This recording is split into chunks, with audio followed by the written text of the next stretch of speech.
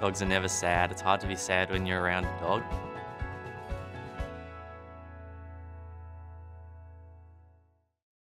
All right, and if you want more information about how Headspace can help you, head to leagueoflegends.com. All the information is there for you. Balancing screen time, sleep and gaming, healthy electronic gaming, and understanding gaming for those in your life who don't necessarily do it as much as we do. All right, we're going to throw to another video in a second. Welcome, Rusty. Hey. How are you? Yeah, not bad. Are you worried about the accusing finger? Yeah. Yeah. That's an aggressive point. We've got another Headspace video, but I need to tier list this collection of sauces from the fridge. So I'm going to put these out, and while we watch the next video, we're going to put these in order. So please enjoy Pyra's tour of Headspace, and we'll be back in a second. Hey everyone, we're here for a tour of the Liverpool Sydney Headspace Centre. So let's take a look around. Hey everybody, this is Malin. So Malin, talk to me about the experience of coming into a Headspace Centre. So the first time you walk into a centre, you just come up to reception, they'll hand you an iPad to fill out a survey, and then you just wait in the waiting room for somebody to take you in for a session. So where are we right now? So at the moment we're in the Lime Room, and it's just one of the places in the centre where you can come in and have a chat with a psychologist or a counsellor. Cool, and it's so plush and bright in here too. Yeah, I think one of the main draw points of Headspace is that it is a little bit more comfortable than, say, a GP's office or a hospital, which can feel a little bit sterile. Headspace is supposed to be a place where young people can come in and feel comfortable enough to share anything that they're going through.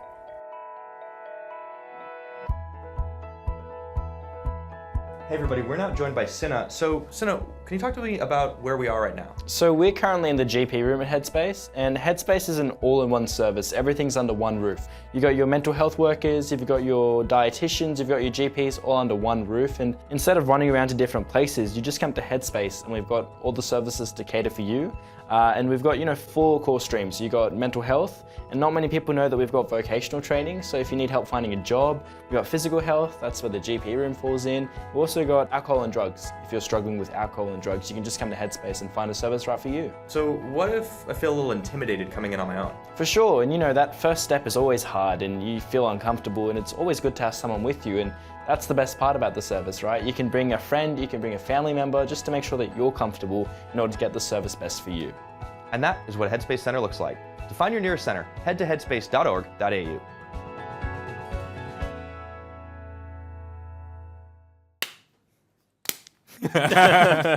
The coconut water is here because I was thirsty. There's 3 salad dressings and coconut water. I grabbed all the bottles on the top shelf of the fridge. Now, some people will notice that the tomato sauce, of course, is in the fridge. I would argue the correct decision. We We did this last split, and it was definitively decided that the tomato sauce belongs in there. Let me just read the label quickly. Yeah, it's refrigerate after opening. Oh yeah, if you want it to be cold and conflicting temperatures. Undercap, freshness seal, refrigerate after opening. There you go. Shake before use. Are you ready to use it? The Chipotle hot sauce is number 1. Oh, is it? Number 1 sauce. I could put on nearly anything. Okay, but what are the other? I can't see all the sauces here, We have first of all, so. a Maggie Beer ginger chili sauce. Yeah, see, good. Maggie Beer, absolute star of the cook and the chef. Yep. Very good sauces. Well, Very good quince paste as well. yep. I'm a big Maggie Beer fan. I'm a big Maggie Beer fan as well. They just need to get a better kitchen, because that show has the ugliest kitchen I've ever Yeah, seen. it looks Cooking like show. it's from the It's just- 60s, Yeah, yeah. I thought it was an old program. Yeah. Stubbs original legendary barbecue sauce. Yep. Pretty good. I don't know what this is. That's Kewpie mayo. Oh, is this the... Japanese mayonnaise. Oh, right. Oh, Okay. the Kewpie Japanese mayo. mayo. Yep. Deli-style mayonnaise. Yep. Barbecue sauce. No, these. So we're Green going. goddess dressings. dressings. We're disqualifying the 3 salad dressings. They go Alright. on the floor with the coconut water. Peregrinos believes that the Maggie Beer ice cream is also top tier. Yep. Maggie Beer, absolute legend of Australian cooking. Anything Maggie Beer cooks is Okay, generally so pretty what good. are we The quince going? paste as well. I agree with Yeah. you, I think. Yep. But I also think the Maggie Beer is like a close second then. Yeah. So 1, 2, 3. I haven't had this. Sure. Yes, Nah. I agree with this. I Nah, think we've I just don't- nailed it first go. I think this one. This is a Dijon mayonnaise. Oh yeah, okay. Oh, okay. Dijon And what eggs. brand? It's deli style. I'm not messing Praise. with that. Praise. Come Yeah, on. nah, Unless so- you're a sponsor, in which I'm case going- I Do you think only that- eat praise sauces. I'm going with this. Were you putting barbecue above tomato in this? Yes. Yes. You reckon? Would you have this here? Would you have this here? No, I would have it. Would you have it down here? I'd have it in front of barbecue. The desk are waving their hands, and I assume that they don't have any This is like the input. Price is Right. Yeah. Barbecue is definitely better than tomato. Like Yeah. that absolutely I definitively agree. goes above tomato sauce. I only have one opinion on this, and I'm a Californian, so anything that's marked Cholula is automatically tier 1. Literally means. nobody knows what you're talking What did about. you Cholula is say? on the end there. Chipotle. Cholula. It's Cholula Chipotle Oh, right. Oh, sauce. yes. No, Yeah. yes. That's a California brand. Bryce is Oh, just okay. completely whooshed here. I love Yes. that. Yeah, yeah. I would say the only thing I would make is this is very dependent on the meal, and we're broadly generalizing at the moment. Well, I mean, look, not every sauce is right for every occasion except Correct. for True. Worcestershire. Let's assume eggs. And so I would say, But I'm happy with that. if I only had one sauce, it would probably be Also, this I order. apologize, Laval. You can Rusty, go do you back. feel comfortable with this? Yep. Screenshot it, send it out. There, our winner's podium There you go. is also now just a hat. All right, cool. Okay, that's not going to work at all. Nope. Anyway, if any of these sauce brands want to sponsor me personally, I'll be happy to talk. Speaking of talking, AB versus Order. Big game. This feels like an important game for both teams. And it feels like that because it is. Yes. You just got away with words. So this is a very important game for both teams. Standings implications are massive. It's a must-win of all the must-wins that Order have remaining as well, and pretty much every game here from Order is. Yeah, that. I would say that as well. I think so I'll get into some ladder maths. So Please. Gravitas is probably the team that Order is targeting the most. They're the closest on the ladder right now. So they play on the last game for Order, and I think second last game for Gravitas. So Gravitas, later on today, are going to play against Legacy. For the sake of this argument, I'm saying Gravitas should win that game. And then at the same time, they play Bombers, Chiefs, Order next week. Yeah. And I think that is also fair to say that unless, they play very well, that you could expect them to lose against the top two teams because they only seem like they're taking games off each other. That means that Order doesn't have to win this game as long as they beat all the three teams next week. Order's key is if you give them the win versus Direwolves, which, once again, doing that for the bottom two teams at the moment, no means going to be granted just for the sake of the ladder mass. Expectations. They have to beat Gravitas because otherwise they're just not going to get in anyway.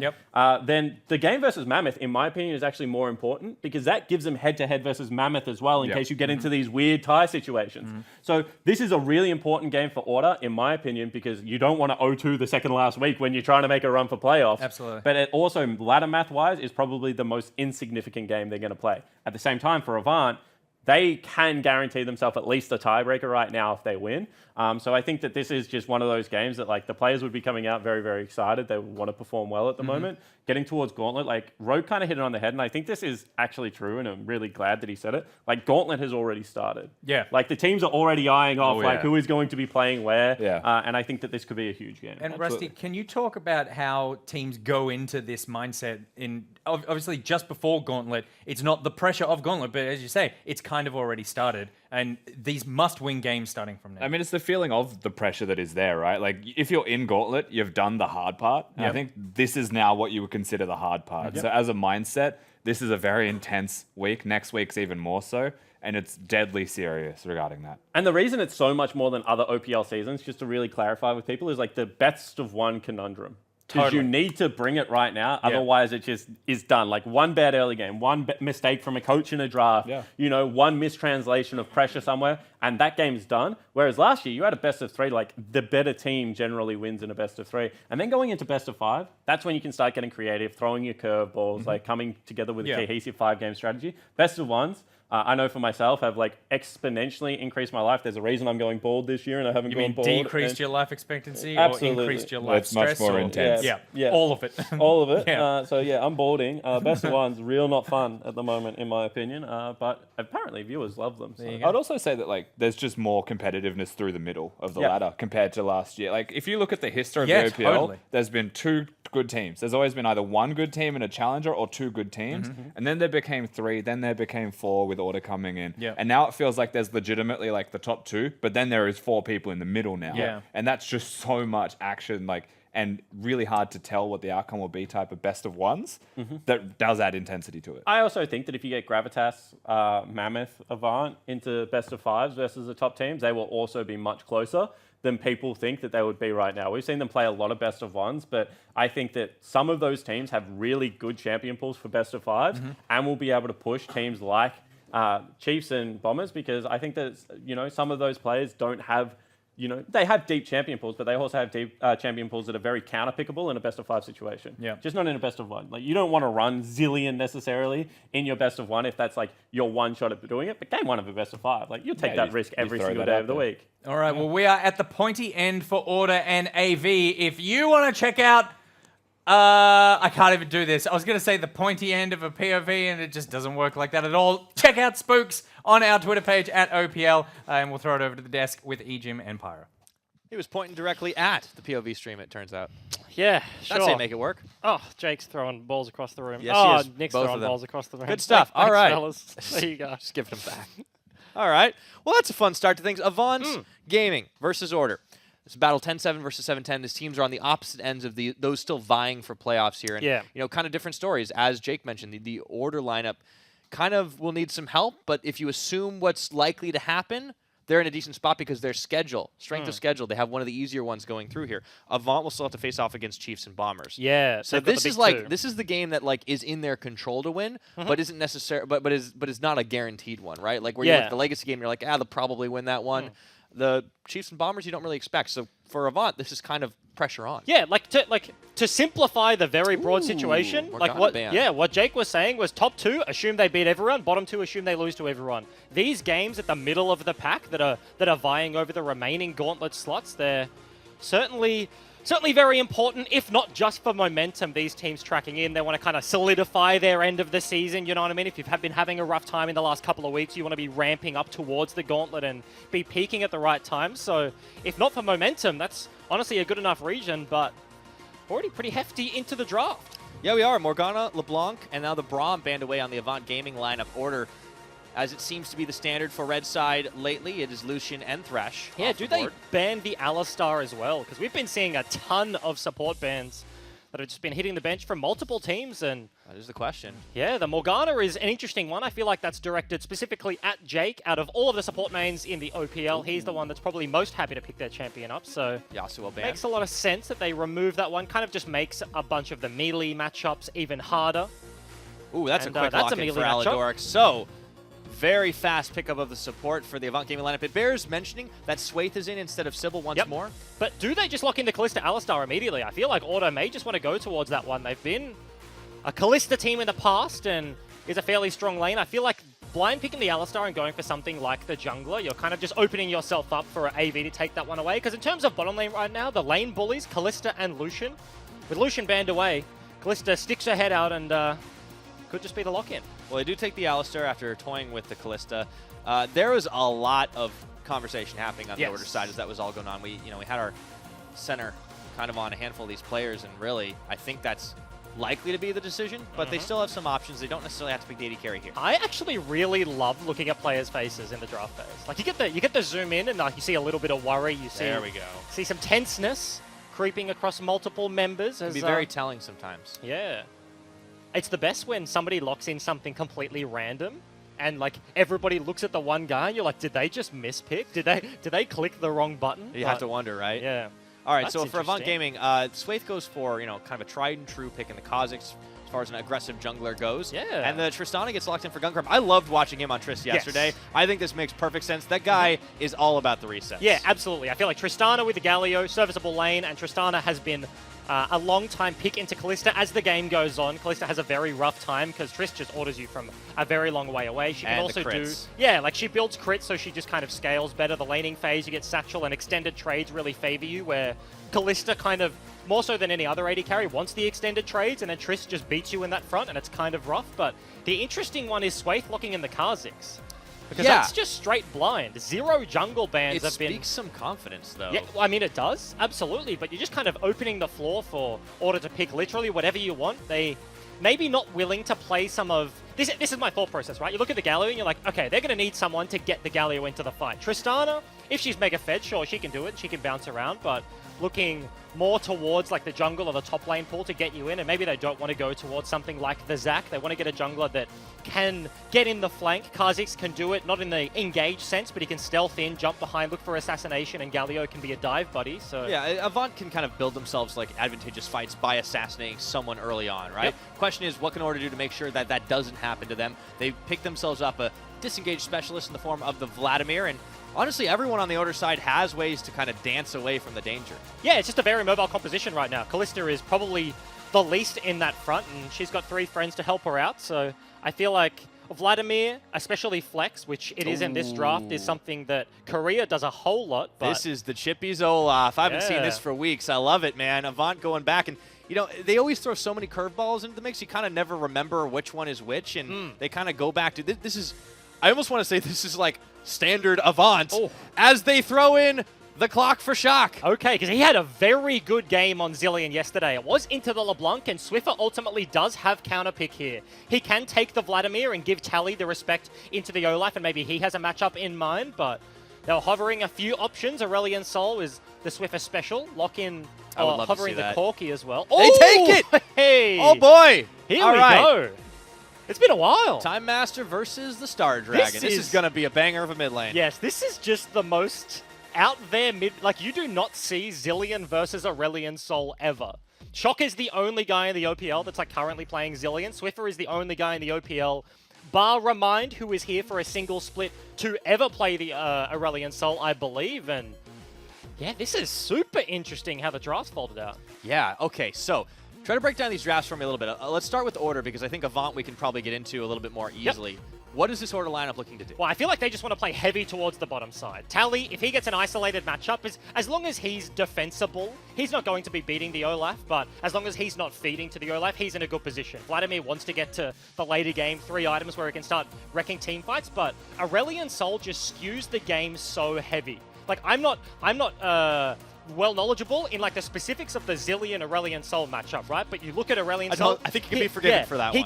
He gets priority on almost everything and wants to get things happening early. Where you have a Kalista, you have an Alistar, you have champions like the Lee Sin that super good in early skirmishes. So I feel like Order want to start this game off fairly quickly, whereas on the other side of the coin, there's a lot of scaling options. You know, it's a Tristana, a crit 80 carry, with a Zilean, with a Galio. They have the front line, and they do have early tools in the Kha'Zix and the Olaf, and I feel like both teams kind of playing towards opposite sides of the map.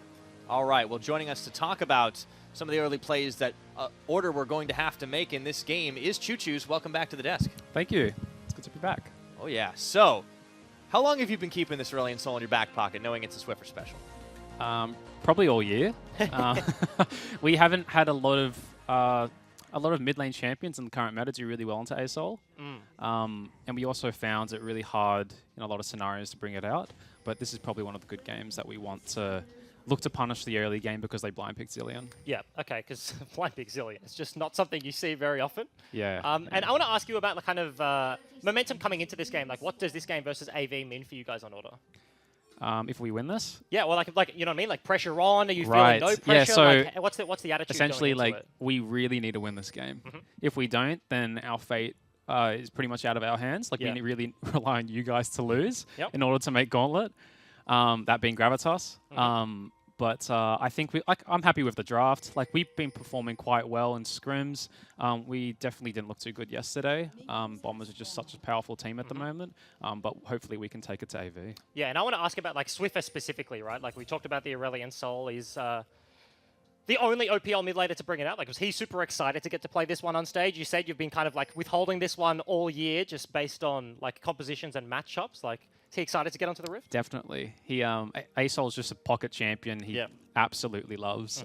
It's very good in OCE because there's so much like fighting, especially around like the first like 10 minutes.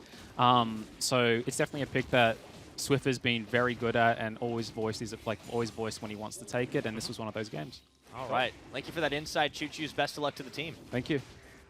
Got ourselves an early invade here, but Swaith is not going to go check into the red buff. Spooks does manage to take it away, and that was a big, hefty assist from Dream and Jake. Yeah. That allowed this to happen. This is something we saw yesterday, specifically in the Gravitas Mammoth game, and Mammoth were there ready to answer, and Rusty was talking about it's the Braum, right? Like, the Braum invades on the bottom side, but this isn't the Braum, it's an Alistar, it's a Kalista, and they go for it anyway, and they do get the red buff. I think it also has something to do with the instant lane priority that Swiffer picks up on this Aurelion Sol. He doesn't let Shock even get close enough to check that. Yeah, there's no way for the rotation, and I think this may also be a 3 buff. Oh, that's a very flash early. play?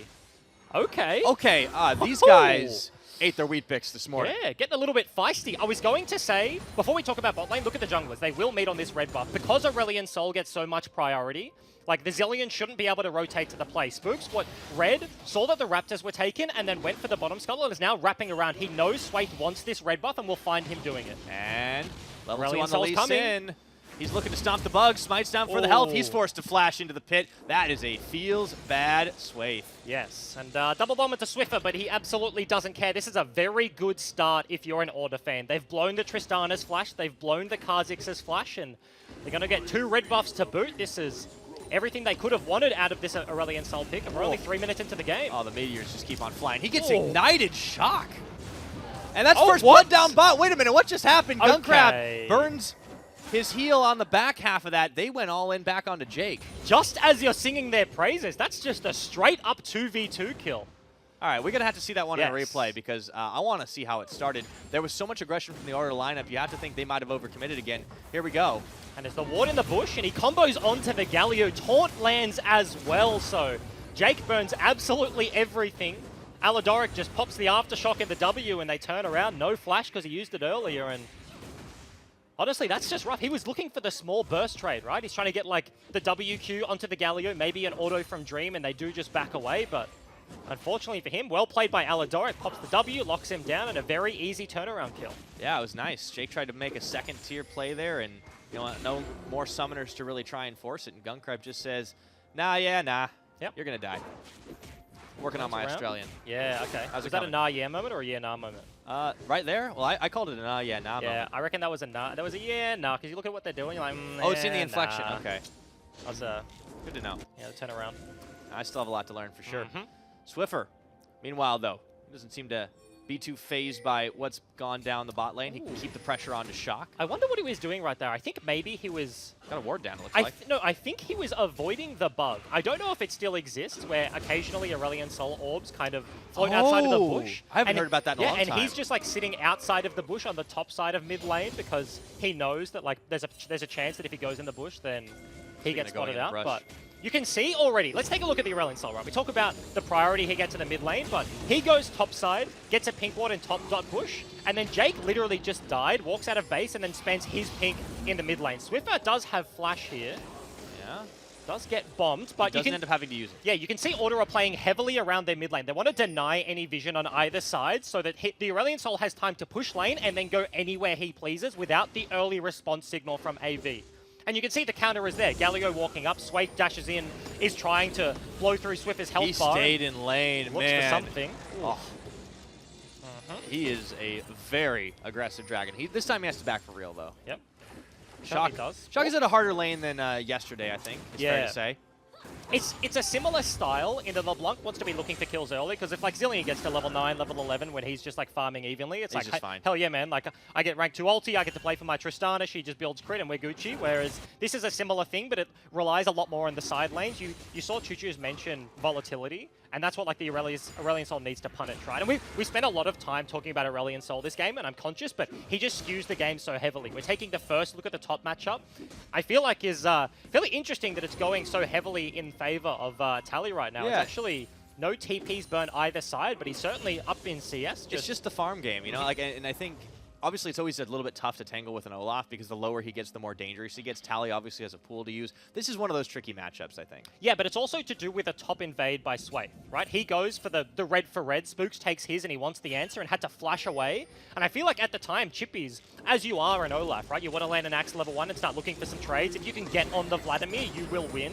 You can't just let him play at range. So his wave was in a precarious position and he probably just had to sack a bunch of it, whereas Taylor was able to farm that one up for free. So kind of bodes well on multiple fronts. Swathe losing the flash early means that he can't realistically get much done, and unfortunately, somewhat punishes the top laner as well. Yeah, so Avant, with the first blood, that's pretty much making up the bulk of the goal difference right now. Everything has evened out elsewise. Yep. Chippies does pick up the same amount of farm, so it does kind of go back, swings the other way. You see a Kindle gem on both top laners. And I think the difference is probably going to have to come in the form of the junglers while the laning phase is still on. Yeah, I feel like the difference will come down to when these teams want to fight. If AV maintain a goal equality, like they can just be even the entirety of this game, they're very happy. They're very happy for nothing to happen for a while. Tristana gets to 3 items, Zillion gets to 3 items, and they're just chilling, and then all of a sudden Order's windows are maybe running out, and they rely very heavily on Tally to get stuff done. Whereas I feel like once these level 6 marks come through, you've got Lee Sin kick, you've got Aurelion Sol just being able to move around the map so effectively, but it's really on the Fate's Call in Dream's hands and working with Jake to get things done in the early game. There are multiple defensive tools on AV's lineup, right? Kha'Zix's counter ganks, very good. If Order commit onto a single person, then Zillion ulti denies you very heavily, and their carries are honestly hard to pick on. It's an Olaf, right? Like, he just presses R and walks away from CC. Gunkrab has the rocket jump to buy some distance, but here's another fight. And there's the pushback from Gunkrab. Aladoric trying to walk it out as Spooks is coming in, looking for the kickback. TP. Can't quite find it, but they do get the kill. However, Spooks is going to buy it right after that. Double TP is spent here. And there is going to be the pull-in, pushback. Gunkrab coming down with a bad case of Hemo Plague on the backside. Tally should be able to finish the job here as Swaith is going to be left isolated in Order. Are coming out ahead, but Chippies is still in this fight. Tally. Double kill going the way of Tally. Let's see if they can get more done here now that Swiffer has arrived. That is a very dangerous Chippies. He finds one. Can he get another? Picking up the axe.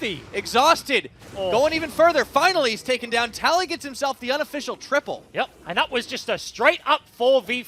Zillion just farming it up in the mid lane. No access to TP and no ability to walk down the river. And just as we were saying, at level 6 mark hits for the Kalista, they pull the trigger on a play. Spooks is there prepared. Swaith was there for the answer, right? The TP's come down, but the difference really was the mid laners there.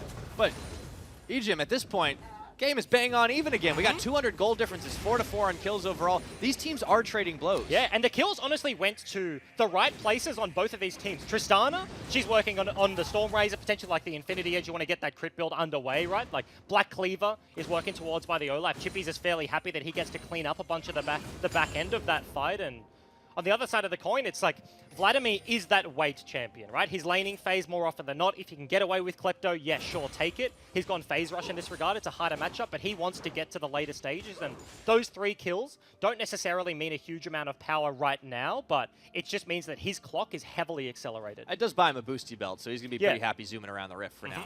Gives him some wave clear as well. Feels good. Yeah. Dealing with an Olaf can always get a little bit tougher over time. I like, though, that Avant in the 2v2, or what looked like a 2v2 to them, we're on 2 different pages. Because Aladoric goes forward, and Gunkrab just nopes the other direction. And he's the one that actually ends up dying first because Tally just hunts him down.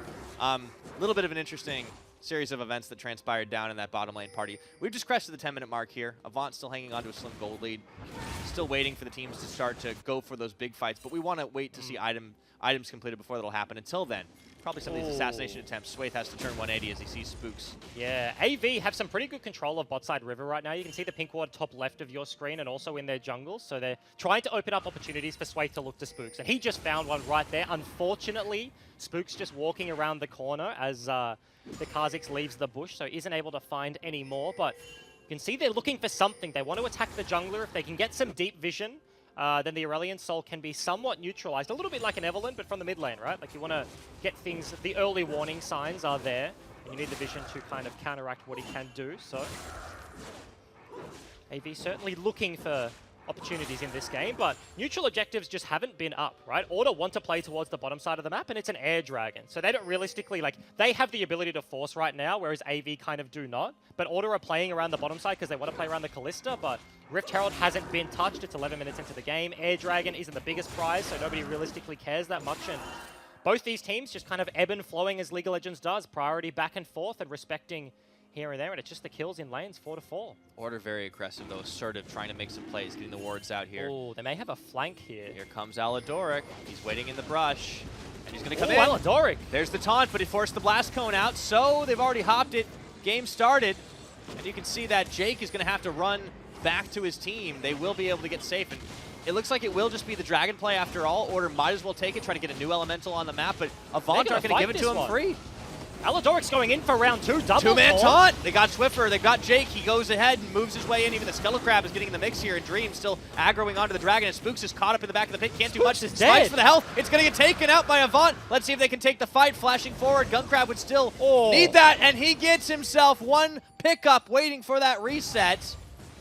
Gunkrab got everything he wanted there. Yeah, and Order actually start up the play there. They want the air dragon. In the end, it's a Tristana that secures it, and AV come up with absolutely everything, just disjointed between multiple members. The Zillion has had a very healthy laning phase. Tristana now has 3 kills at an Infinity Edge, so this game is certainly coming online. Order are the ones that forcing, but AV, they have the answer. AV do indeed, and this was all because Spooks just keeps aggro on the Dragon while this whole fight is happening. He's just taking damage for free in the pit. Excuse me, it was Swaith that actually got him down almost to 0. Swaith just one hits the Lee Sin. Dreamer's hit nothing but the Air Dragon right now, and Fates calls out Jake, and he's just like, look, I'm useless, I can't hit anything. Swiffer was caught up in the taunt from Aladoric, and that was 2 taunts back-to-back. Order were looking to control the bot side jungle that led to this play.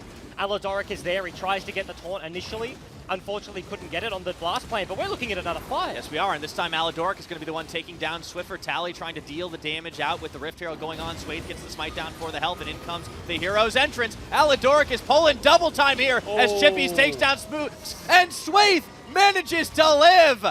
Avant Gaming scattering Order to the winds of Summoner's Rift.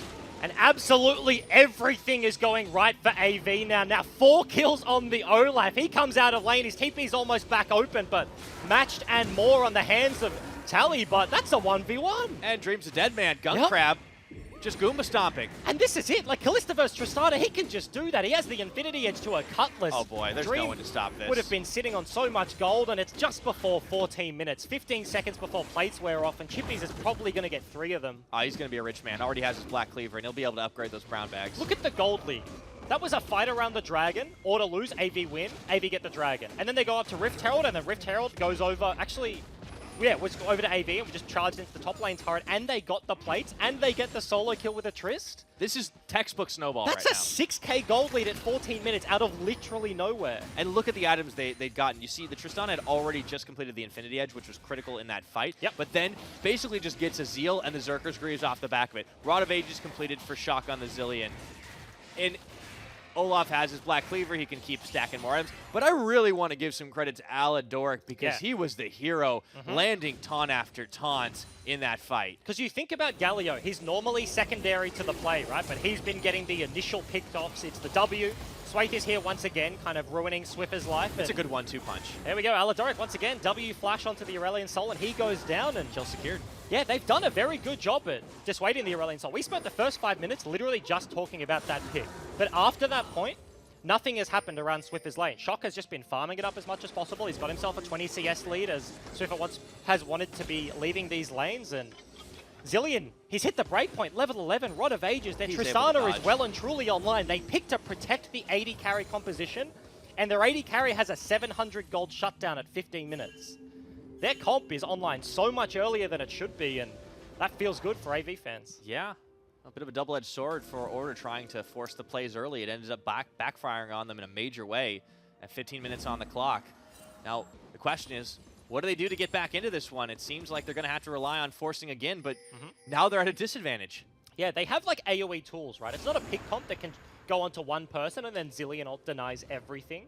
Tally is still a big threat, right? He's working on his second item, but is got 3 kills, has the Vladimir. If he gets to a Baron fight and get a huge flank on Tristana, then all of a sudden game plan almost completely ruined here from AV. So Order might be significantly far behind. I don't think we're going to see this blow completely open until the Baron starts spawning, but there are tools, and AV certainly have control right now. And they're perfectly content to just let it happen as it goes. They've got scaling tools, you mentioned. Protect the AD composition. Well, there's not a whole lot of champions that scale into the late game like a Tristana, especially with kills.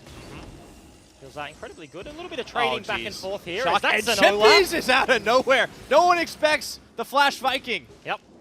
And he just dies. Straight up, pushed in topside, walked mid, flashes over the wall. Very easy pick, and here comes round 2. And the taunt from over the wall. Isolation damage. Swaith finds so much. Spooks will live, but just barely. And they're setting up for a big old dive down here. Here's Aladoric onto Jake. Yeah, Fate's Call is there to rip him back, but Zillion is already behind. Dream might be in trouble. He might be. Shock. Can throw a couple more bombs just to deter, though. This is going to be another easy tower take for Avant. They'll crack the outer shell. Yep. And there's no answer from Order. And that is just very good macro play. Chippies floats his pressure down to mid lane, right? And he breaks open the mid lane turret. Shock floats his pressure down to bottom lane. They take the bottom lane turret. So this gold lead is just getting exponentially large right now from 6k to 8, and they're looking at the inner turret as well. Oh, they're going to be able to get another one here. And they just keep snowballing forward. This has turned into such a big edge for Avant Gaming. I mean, these guys have just performed so far beyond the expectations that were put at them. There was just so many questions around how Avant would be able to perform through this split. They have 100% smashed it out of the park. Shock is going to get popped into his own ultimate. This should be a pickup from Order. However, do they have the damage? Tick-tock on the Shock, and they clean up, tagging their way in. Oh. How about those apples? It is 17 minutes and 42 seconds, and Order nearly get wiped off the map. And they just pile on top of the Zillion, and a 4-man stun from Shock just allows Chippies to clean up, allows Guncrab to just Goomba stomp his way into melee range of the rest of his team. And these goal leads, that's 1,000 shutdown on the Olaf, on the Tristana. That is just massive. And here's how it all began. Good chase down on Shock, but the problem is, this is it. You can't kill him quick enough. They've just used all their buttons already. Lee has nothing left, neither does the Alistar. 4-man stun, and now we're back to it. Everything is just already gone. Oh boy, and Swiffer's trying to use the Voice of Light to push him back, but Guncrab still takes him down. Swaith will just barely die. Big shutdown to Swiffer on the Ignite, but that is a consolation prize at this point. It's almost a 10k gold lead before the 20-minute mark. Baron is spawning in a minute 30, and AV have done such a good job at snowballing out this game. Right, it didn't stagnate at just like a couple of turrets and a little bit of a lead. They got like the Air Dragon, the Rift Herald. Chippies they started gets the getting gold. aggressive. Yes. The switch was flipped the moment they had the gold lead. Yeah, and I feel like the one thing to note is that people in the past have criticized AV on their ability to close games. They're a very good laning team. They're in a very good position, right? Like, they want to be setting up this Baron and looking to snowball as much as possible, and they have so many tools to keep this ball rolling. Yeah, and I think this definitely answers some of the criticisms. Yet to be seen how Avant will be able to play in some of those best of series going into the Gauntlet. They've yet to earn their spot, but I think they are making quite a statement for themselves in this game. You're right, Bryce. If they're a hard team to prepare for in a best-of-1 scenario, then they're a very annoying team to try and adapt to in a best-of-5. Because if Game 1 is Zillion, Game 2 is Olaf, Game 3 is Mordekaiser, like Guncrab is just playing Heimerdinger in the bottom lane, like whatever they want, they have such deep champion oceans across the board and counter picks from multiple different styles. And honestly, tracking into the Gauntlet, if they secure this win, they lock themselves not in the Gauntlet, but at least a tiebreaker for that spot. It's so close at this point if they do it. And they obviously can't get any better than third because that's belonging to Chiefs and Bombers. Yep. But it's such a long journey for this team, or such a solid journey for this team, coming really out of nowhere.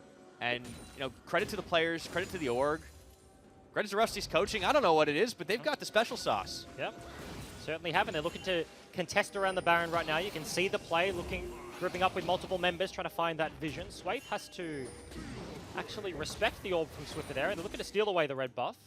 Yeah. I will say, Spooks is looking for a very deep flank. Normally, this is something that you see players like Amada do on the Alistar, on the support, but he is sitting on a pink ward, and AV are going to go into the middle lane. They did spot Jake on that ward, but I'm not quite sure if they spotted Spook. So if they shove up mid lane and look for this inner turret, then there's going to be a almost guaranteed kick on something like a Tristana, something like a Zillion maybe.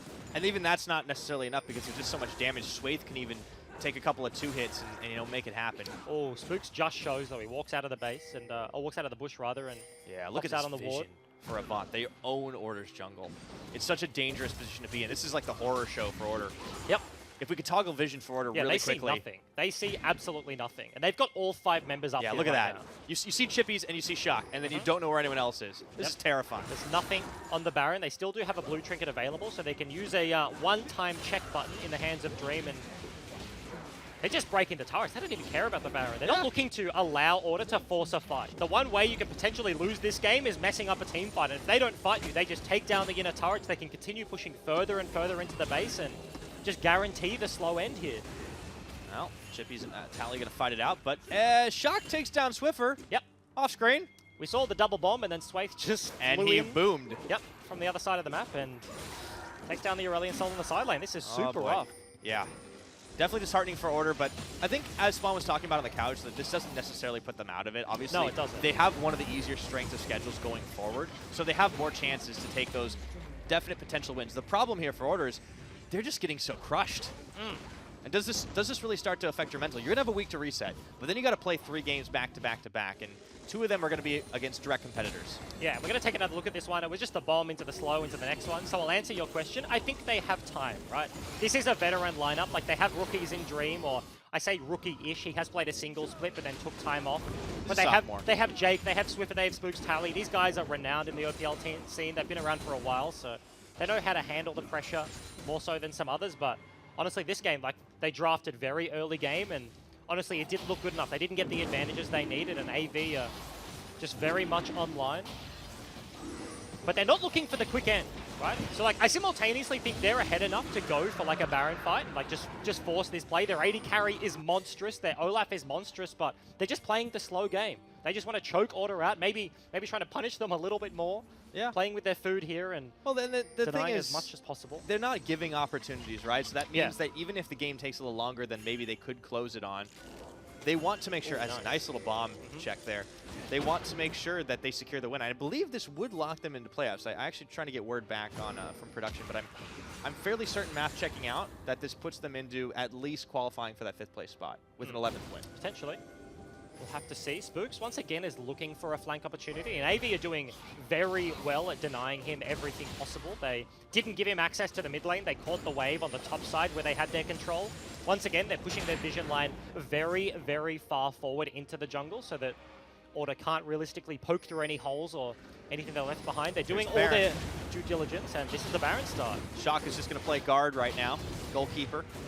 And this goes down pretty quickly. No blue orb available. The Mountain Dragon, Chippy is going to chase away Jake here. Spooks just doesn't have a chance to get in. The bombs just keep it on the lock, and Avant do a nice and clean Baron take. It was a close attempt from Spooks to sniff in there, but he was too late. He's forced to flash away. Swaith will polish him off, and things are just going from bad to worse if you're Order, but for Avant, it's looking like a nice, clean closeout. Yep. Aladoric, unfortunately, probably laughing at that one. Flashes into the wall to try and deny the Lee Sin, but this could just be the close. The gold lead is absolutely massive. They have the Baron, and they're breaking the base. And this will be the qualification for the gauntlet for Avant Gaming if they take this win. Ooh. And they've just got to take a little bit more time to finish it off. Down to the mid lane we go because there's another fight. Tally zooming on out of there into the pool. Yeah. And some might say, why weren't they taking the in-hit? But Tally was looking for a flank. Order are so desperately trying to find a fight, but just haven't been able to make one stick. The Rangers here, level 14 Tristana, she just chews through these turrets with a mountain, and this is going to be double in-hit. I feel like you just can't give Guncrab the Tristana anymore. The way he's been playing on this in 2 games. Jake coming in looking for the play. Spooks around the side. Tally on the flank. How well can Avant disengage from this? They've already got the hop through. Jake running out of health bar here, and he's taken down by Chippies. There's a 3-man Hemo play gone, but I don't think it'll be enough for the Vladimir to get the kills. He's forced to flash away as Guncrab goes in. Spooks, Swaith getting the kill, turns it around. You can see that Aladoric is going to fall, but Swaith still managing the outplay. Voice of Light from Swiffer, but Avant are still pushing. And Guncrab just doesn't bloody die on the back line. They deny Tally the flank. They deny him most of the damage, and 3 members still alive. This is going to be the game. Yep, he just steps right up to the plate, starts swinging, and there's nobody there that's able to knock him down. 25.5 minutes. Swiffer, Dream, and Jake, the only ones here to defend. Avant will not end it, or will they? Now they turned around on the double bomb. Goodbye, Dream. And it looked like a nightmare, but for Avant Gaming, this one is sweet indeed as they qualify for the gauntlet. And in classic AV fashion, it's an Olaf top. It's a Zillion in the hands of Shock, his signature champion for so many years. And once they had the lead, right, it was the early plays. Order were looking for something to invade from Swaith, cost them a little bit, but as soon as they get the ball rolling, they get a few fights there, are always on the same page, and they just snowball that one out. They did it pretty darn cleanly, too. I think Avant, I have them in my head as like this team. They obviously play a lot of different champions. Sometimes they're pretty scrappy, and they always have something creative to show for it.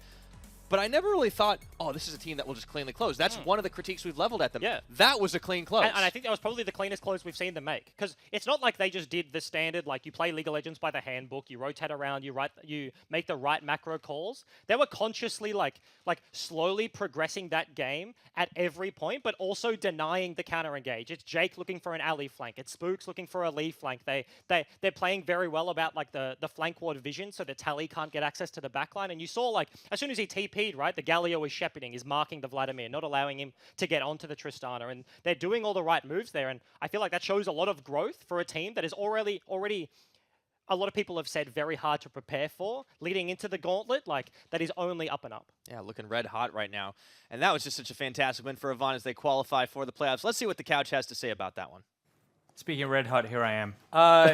I mean, AV continuing that unforeseen rise, and it's just getting more and more impressive, I think. Yeah, and I think like the bounce back from last week is the first thing you should look at for AV. You know, that was their first 0-2 week of the split, and you thought that maybe it was coming undone at the seams at that point just before Gauntlet. That's never the moment you want to actually falter and have a 0-2 week, but a bounce back like this, you can only be happy for if you're an AV fan. And for the team themselves, like they did this without a coach behind them on stage. Like I'm actually super happy with how AV have played. Yeah, and you have to have a look at it. And, you know, both teams in this draft reach for, like, ingenuity and, like, a little bit different. And AV's end of that this week has really worked out well. The Zilean pick has kind of shut down a couple of lanes, and people have been looking to attack Shock more and more, I think. Yeah. You saw a couple of bans go towards his Syndra and things like that. And the ability to be able to navigate that, to show his mastery on the champion and get to the mid game, because there's a reason Zilean's not played by, like, everyone around the world. Like, he is a difficult champion to make work. It's just super impressive. Yeah, in a similar vein to the Aurelian Soul, which is obviously the place you have to look at for your opponent, Swiffer knows exactly what he wants to do. And even just by being Aurelian Soul, top lane falls at a CS deficit in a matchup where you kind of want to be the aggressor as an Olaf. Like bot lane had some skirmishes which changed the state of the map, but even then, there's moments where they have to be super cautious. And it's just because you've picked this champion that Swiffer individually has as a pocket pick. And at the end of the day, like, that's a pretty big threat that he can bring that out at any moment. Yeah, and then like to get into the nitty gritty of this game, like if you're an Order fan, you're really disappointed because this is like I would say like there's more than 5 examples that I could pull up real of that they have just thrown at first dragon in the game for no reason at all. I think it was an air dragon. Of all dragons to like throw the game over, why are you throwing in an air dragon? Tally had just picked up 3 kills on the Vladimir, was going to be able to carry those team fights. Like Zilean can bring 1 person back alive. Vladimir can kill 5 people. So like the maths wasn't adding up in my head as to why they felt pressured to take that fight. They take the fight, immediately they lose it. They swap into a top Rift Herald fight. They get aced again. Like it's just, it looks like desperation across the board for a team that has veterans on it. Doesn't make sense to me. Yeah, that's the thing. Like if I was Order with a 3-0 Vladimir with a shutdown that big suddenly and all that gold, you wait for your first major item spike. And that point should be at a Herald fight, not for the dragon. And that's where you actually stake your claim on the map and say that like Tally is going to 1v5 this game. But it was a little bit too early for them. Yeah, absolutely. All right, well, someone who took advantage of those desperation fights is Chippies, and he's at the desk with Pyro.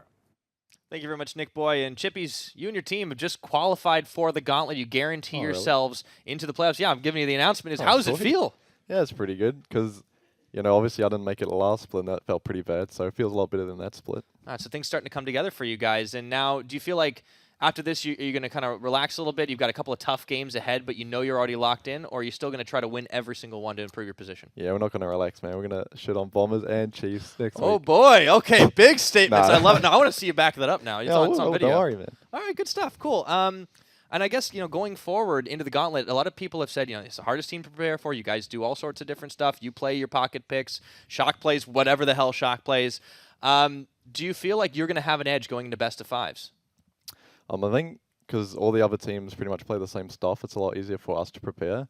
But I think we're like the other teams are starting to not care as much about our cheese picks and just play what they're good at, which I think is better than trying to like bend them all out and counter them and stuff. So I think teams are catching on better. Like today they played ASOL into Zilean, which I think is really good, instead of like banning it away, scared. So I think teams are like handling it better, but I still think we have the slight edge.